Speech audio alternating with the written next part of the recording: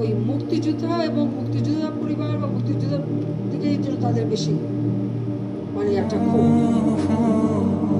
আমার একটা কথা নিয়ে তারা কতদিন প্রতিবাদ করে, কি কথা বলেছিলাম আমি? আমার কথাটাকে বিকৃত করা হয়েছে। আমি বলেছিলাম মেধা মেধা মেধা, কোটা না মেধা।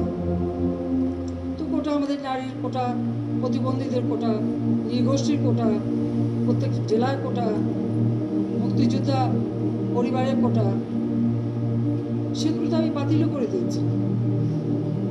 তারপরে কোটা না মেধা, মেধা না কোটা, কোটা মেধার মধ্যে তফাতের কি আছে?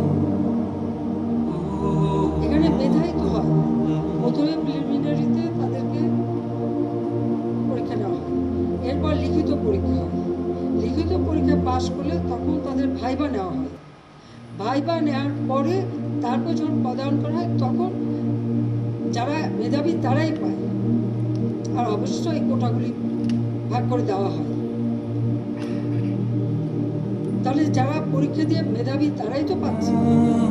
সেই সূত্রে আমি বলেছিলাম যে কি মেধাবী কি শুধু মানে মুক্তিযোদ্ধা পরিবারের সন্তান সন্ততিরা কি মেধাবী না? তাহলে মেধাবী কি শুধু ওই রাজাকারের ছেলে মেয়ে? এটা বলার সাথে সাথে তাদের স্লোগান দাও কি বিকেল 4টায় আমি প্রেস কনফারেন্স করি, কয়েক ঘন্টা চলে যায়, হঠাৎ রাত্রেবেলা বোধহয় 11টা 11:30 দিকে দেখলাম অনেক ছেলে মেয়ে বের হয়ে আসছে, মেয়েরা হল থেকে বের হয়ে আসছে। তাদের স্লোগানটা কি? যারা রাজাকার, তুমি কে আমি কে, রাজাকার রাজাকার, তোমার বাবা আমার বাবা রাজাকার রাজাকার। তার মানে তারা নিজেদেরকে রাজাকার হিসেবে পরিচয় দিল। আমি তো তাদের রাজাকার বলিনি, তারা নিজেরাই স্লোগান দিয়ে নিজেদেরকে রাজাকার হিসেবে